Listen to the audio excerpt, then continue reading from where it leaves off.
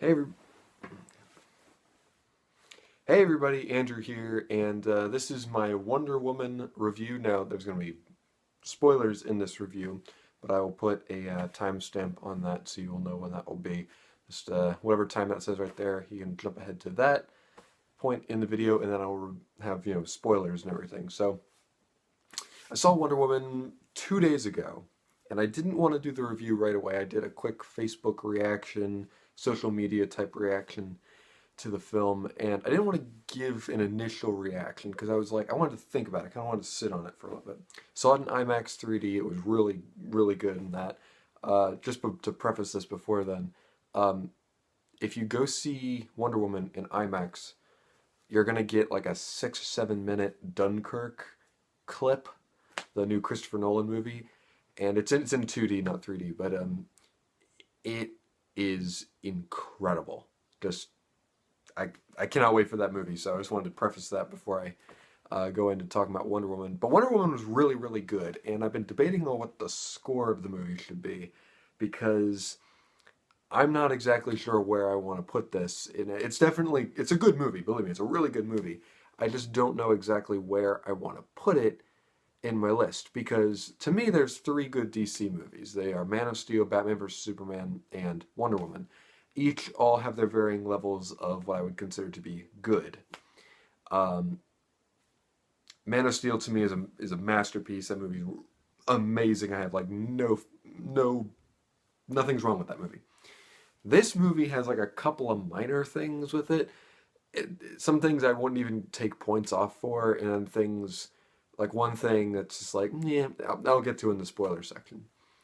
But it doesn't ruin the movie or anything like that.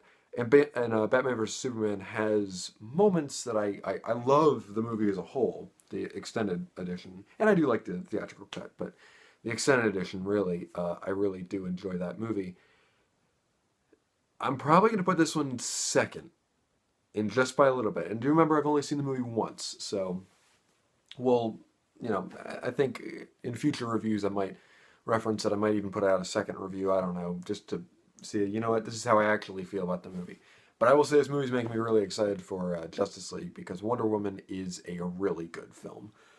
It is the story of Diana, a demigoddess from Themyscira, and lives in a society full of women. And when Steve Trevor, a spy for the British, he's an American who's a spy for the British in World War One. When he crash lands on in the ocean, Diana goes out and saves him, and he has to get back to England for reasons and things. And Diana wants to help him. So that's basically all I'm going to tell you. And she believes that the war is being manipulated by Ares, the god of war. And it's really good. Spoiler wise, like I can't give away too much without in this non-spoiler section at least. But as far as the pacing of the film goes, the story is really good.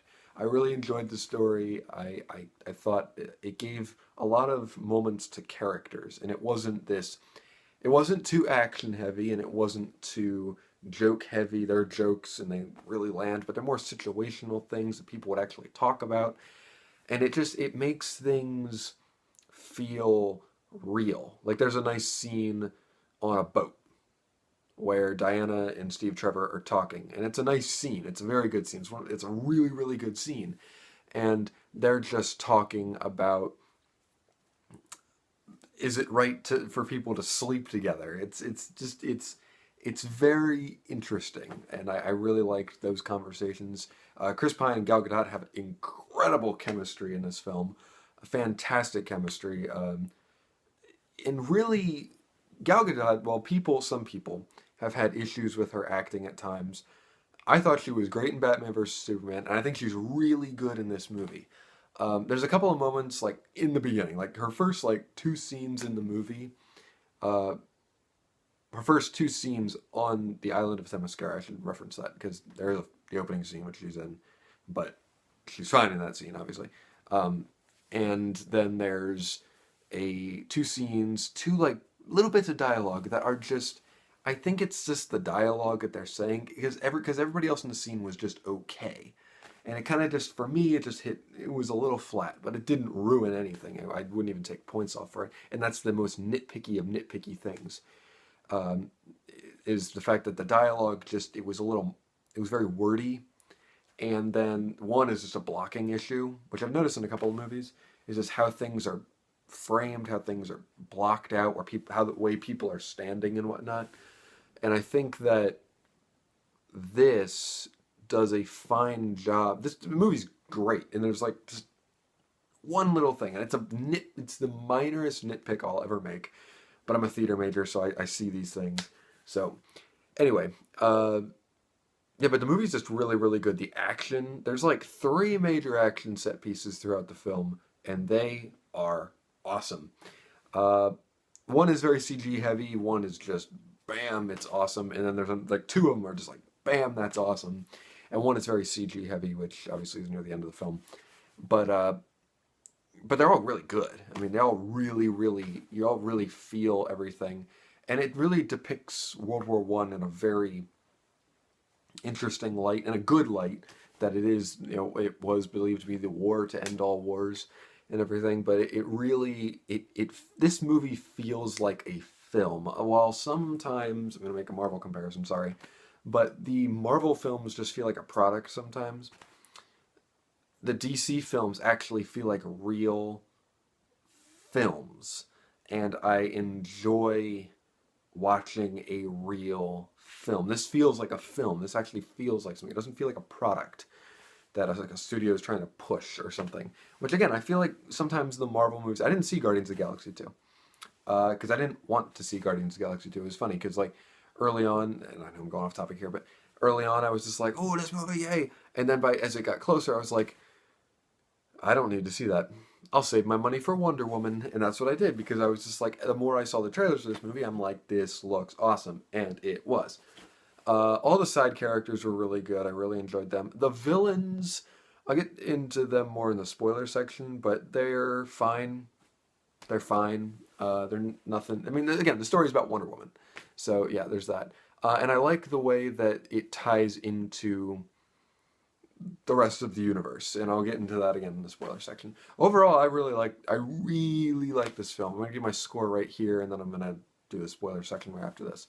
So my score is gonna be an 8.75. I know that's very close to what I gave Batman vs Superman, but I don't know. I mean, mind you, I've seen Batman vs Superman a plethora of times in the last year, and I've only seen this once. So this score is most likely going to go up after, you know, I analyze it. And you know, there's a lot of things like, and I noticed this with Beauty and the Beast, there are like first viewing issues that I find sometimes with movies, and then after that, after I see the movie a couple more times, I'm like, yeah, that's not an issue. I had the same thing with Rogue One. I loved Rogue One, but I had like a first viewing issue with the movie. There were a couple of scenes I'm like, that just didn't work for me.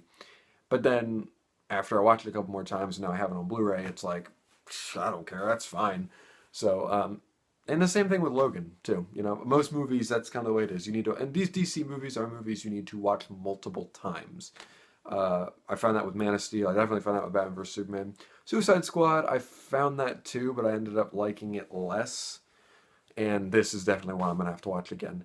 And yeah, 8.75. And now to spoilers. Spoilers, everybody. Here we go. All right. Steve Trevor dies at the end. And I was actually expecting that in a way because he's not in any of the other movies, and it would make sense. I like that they decided to do that. They decided to have him do this sacrifice, but the way that they did it was tasteful. It felt real. They even, like, when he's in the plane and everything, he puts the gun back there, he puts it down for a second, and he's like, they give him a moment. They give him a moment to realize his mortality and to realize what he's doing. And then when Wonder Woman sees the plane blow up, it's heart-wrenching, and it really is. And I didn't feel it all super much. I'll admit, like, some of the movie I was sitting in the IMAX theater, and the seats are like this far apart from my knee, the seats in front of me and everything, because they really are reclined back and everything, and I was like, I kept adjusting my seat the whole time. So, not that I wasn't paying attention or anything, but it just, I was constantly being taken out of the movie because of the people sitting in front of me. Um, that happens. But again, like I said, the first viewing issues and things like that, that happens sometimes. So I didn't feel any super emotion there, but I know I will once I see the movie again, analyze it further, get its deeper meanings and things like this, get its real emotional pulls. But I felt the chemistry between them, and I felt that moment, even through the rest of the movie to the end, you feel his loss. When she goes up to his picture in the end, and she like touches it and everything, and I think she mouths I love you. Yeah, and then she looks at the picture that's in Batman vs Superman, and that's what I love about this movie. It is not forcing that the Justice League movie's next, or that Batman vs Superman just happened. It doesn't do that. It tells you, hey, this is a Wonder Woman movie. Okay, yeah, we have a Bruce Wayne truck. Yeah, we mentioned Bruce Wayne in an email. They like communicating in emails for some reason in this universe. Um, they like doing it in monologues in a voiceover monologues in the MCU with cell phones and whatnot. Anyway, but the in this, like, he sends her an email. He's like, maybe you'll tell me your story or whatever, and she's like, thank you for returning him to me, because he actually found the original picture that we saw in Batman vs Superman. And again, there's added more context to that moment, to that moment in Batman vs Superman. I'd love to go back and watch that movie now, knowing what I've seen in Wonder Woman. I like that she's based in Paris. I like that she works at the Louvre, and that's something we see in the Justice League trailer as well. She's standing there with next to her, like a statue of some sort. And yeah, she works there. That's cool because it's interesting because she works with history. So that's neat. I like that. It's a very personal thing. And I think now that we have seen Wonder Woman, we all see that she is really she's been really developed in these in this film and in Batman vs Superman, planning the questions for the next movie and everything, but not to an overstated sense. This is a Wonder Woman movie. This is not setting up Justice League or anything like that. Like every Marvel movie has to set up the next movie in a post-credit scene. There's no post-credit scenes in this movie, and I love that. It's great. It's its own self-contained thing. Also, I didn't say this in the non-spoilers. That score is amazing. I was listening to it today in the car. It is incredible. It's not by Hans Zimmer. It's by another guy. I don't remember the guy's name. But him and Hans Zimmer have worked together before on other films. But it sounds really good. I love that score. It's really, really good. And when it amps up at that trench scene, you know what I'm talking about. That trench scene is awesome. She has the shield and everything. You know, yeah, she has the shield and everything. She's there, and all the fire and everything. And then she gets down there, and then as she's running through that town, and everything, jumping on buildings and whatnot, which is, yeah. And then you hear that dun, dun, dun, dun, dun, dun, dun, dun, dun, dun, and you just hear that music, and you're just like, go, go. It's so cool. I love that score from Batman vs Superman when she's like, yeah, and it goes on, and it's just, oh, it's so good. But again, the teamwork there and everything, and also it doesn't push the, because Steve Trevor's like, that's no man's land. That means no man will survive there. No man can cross it and everything. And I was half expecting her to turn around and be like, I'm no man, like in Lord of the Rings, But it didn't do that. She's like, I'm gonna do it because it's what I have to do, and because she cares about people. She cares about hope and peace and humanity. And it's really inspiring. And by the end of the movie, you're just like, I feel inspired. I feel great. Other thing, can Wonder Woman fly? I don't know. People have debated that final shot. Is she just jumping or is she flying? I'm going to say she can jump really, really far, but I wouldn't put it past them to have her fly eventually. Because remember, Superman, before he could fly, he just jumped, really far. So, I guess we'll see. It'd be interesting if she could fly. I'm not against it and I'm not for it. I'm kind of like in the middle. It's like, okay, let's see, you know. Do we need every of our superheroes to be able to fly? No. We have Superman, but I don't know. It's nitpick. I really liked Themyscira. Again, the supporting cast, whether it be Robin Wright or Connie Nielsen or Lucy Davis or Professor Lupin, David Thwaites, right? They all were really good. And even I like the team aspect. It's a small team, but it's a small team aspect that they had. And again, the humor, it felt good and everything. And they made something like her outfit. I like how they hid it for a long time, and then when she eventually goes into no man's land and everything, they get you just get that triumphant moment when she stands up and bam, there's the costume, and you're just like, yes! And you're just ready. You're ready, because you're like, some stuff's going to go down right now. And it was awesome, that scene. My one problem, and my biggest problem, that final battle, and there's a final twist. The one German guy wasn't Ares. I will say, I've liked what other people have said about that thing. How could that stuff that capsule he breaks and everything kind of like makes him stronger and everything? Could that be like a Venom type thing for like a Bane character? Possibly. I heard somebody else say, I can't take credit for that, but I heard somebody else say it. I'm like, that's not a bad idea. You know, introduce that to the universe. Not a bad idea. I also, but the Dr. Poison character was a little hammy, and so was the other German guy, because like they throw the gas thing in there, they throw the gas mask in there, and she's like, they don't know. And it's like, but it doesn't work, and they're like, they don't know that, and they're like, ha ha ha, and it's like, okay. Okay, I mean, I laughed at that. I was like, what? That's sadistic, but okay. I didn't hate it, but then there's the double twist or something. It's like,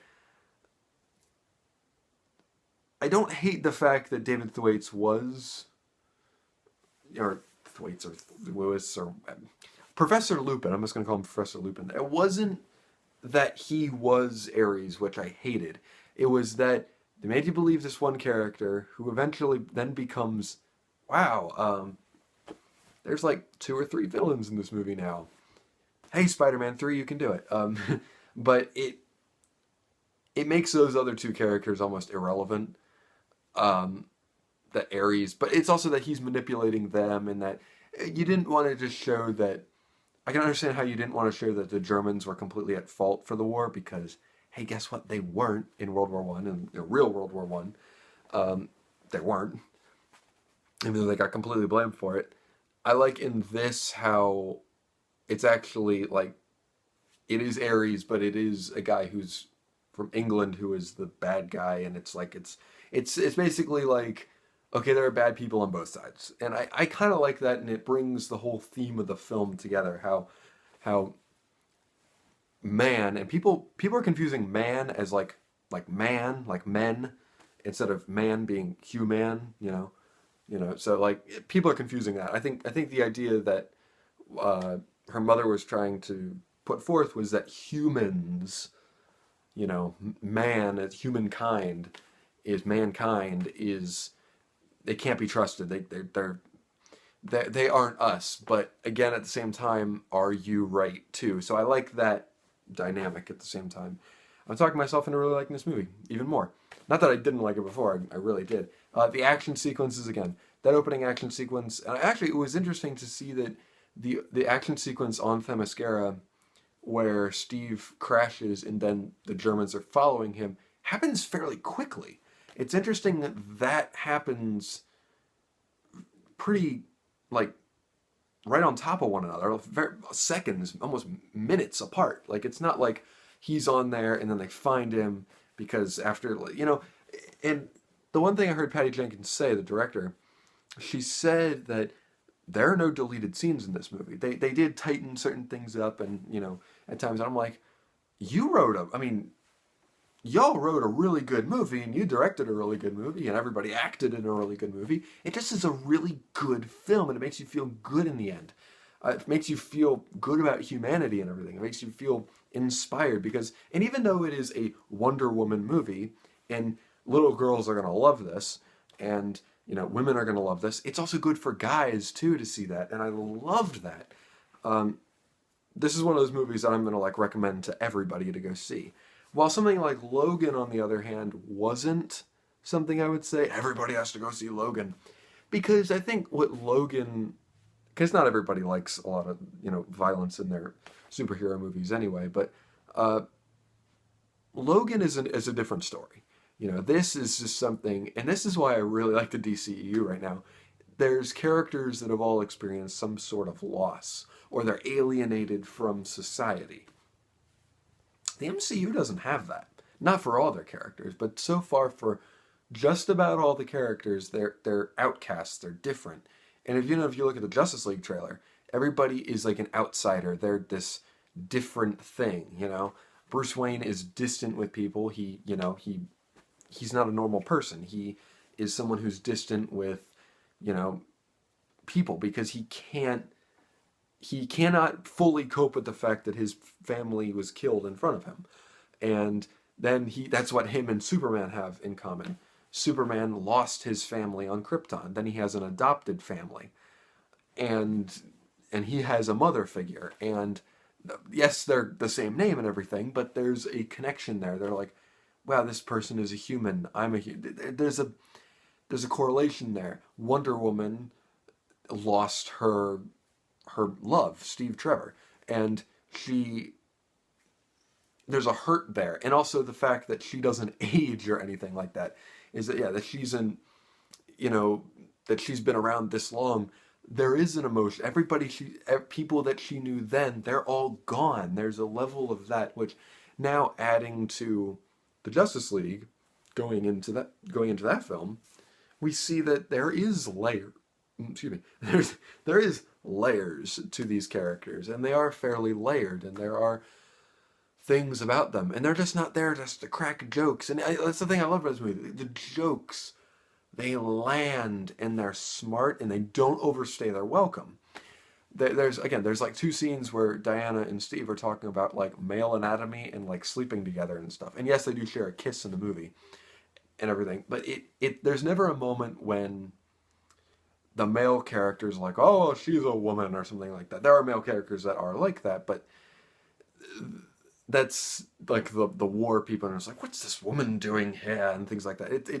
But it enhances the time period and everything. And there's never a moment when Steve feels undermined by something that Diana does, because they're equals, and I loved that. I loved that, even though, and people even after that trench scene when she goes and destroys everybody, she just, that scene is so cool. And I didn't mind the slow-mo that's put in there, kind of like 300 style and everything, but just all the action and everything that they do, and they all work as a team. There's a team aspect that's there. I liked that Steve wasn't like this kind of like womanizer, even though, I mean, he clearly likes women and everything. It was like, Diane even asked him, like, do you sleep with women? He's like, I sleep, yes, I sleep with women. And like, it's like there's a thing there. I liked the lasso of truth. I loved that lasso. I remember when in Batman vs Superman, when the lasso happened, I was like, the lasso of truth! I was just jumping up and down. And then in here, I like the way it's used too. It's used for some thematic things. And I do like that sometimes action and certain things are not there to forward the plot.